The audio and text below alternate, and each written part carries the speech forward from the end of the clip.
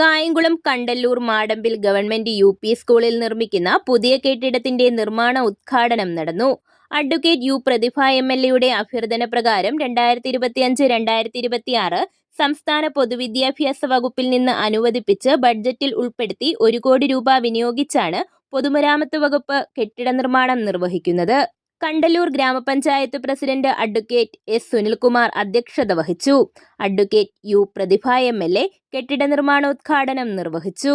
അത്തരത്തിൽ ഇത് ഏറ്റവും ഭംഗിയായി ചെയ്ത് തീർത്ത് വരുന്ന അധ്യയന വർഷത്തിൽ നമുക്കതിൻ്റെ എല്ലാ പണിയും പൂർത്തീകരിച്ച് ഇനി പുതിയ കുഞ്ഞുങ്ങൾ ഇവിടെ പുതിയ ക്ലാസ്സിലേക്ക് വരുമ്പോൾ നിങ്ങൾക്ക് ഭംഗിയായി ഇരിക്കാൻ കഴിയുന്ന തരത്തിലേക്ക് ക്ലാസ്സിൽ 5-6 മാസമൊക്കെ കൊണ്ട് നമുക്ക് നന്നായി ജോലി ചെയ്യുന്ന കോൺട്രാക്ടർ ആണെങ്കിൽ 5-6 മാസം കൊണ്ട് പരമാവധി വേഗത്തിൽ ഈ കെട്ടിടത്തിൻ്റെ നിർമ്മാണ പ്രവർത്തനങ്ങളൊക്കെ നമുക്ക് പൂർത്തീകരിക്കാൻ കഴിയും എന്നുകൂടി നിങ്ങളോട് പറയുകയാണ്. ഇവിടെ വന്നപ്പോൾ പറയുകയാണ്, നല്ല നല്ല കുഞ്ഞുങ്ങൾ, പ്രത്യേകിച്ച് ഈ നാട്ടിൻപുറത്തിൻ്റെ എല്ലാ ചൈതന്യങ്ങളും ആവാഹിച്ചുകൊണ്ട് വരുന്ന നല്ല മിടുക്കരായ കുഞ്ഞുങ്ങളെയാണ് നമുക്ക് കാണാൻ കഴിയുന്നത്. എപ്പോഴും പറയുമല്ലോ.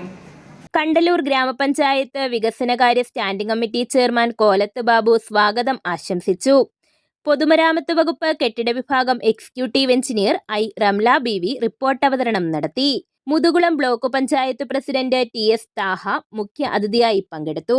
ആലപ്പുഴ ജില്ലാ പഞ്ചായത്ത് ക്ഷേമകാര്യ standing committee chairperson D. Ambujakshi, Kandalloor ഗ്രാമപഞ്ചായത്ത് വൈസ് പ്രസിഡന്റ് ആർ. ഷൈനി, ആരോഗ്യ വിദ്യാഭ്യാസ standing committee chairman A. Ajith, Kandalloor ഗ്രാമപഞ്ചായത്ത് ക്ഷേമകാര്യ standing committee chairperson Ramya Vinu തുടങ്ങിയവർ പങ്കെടുത്തു.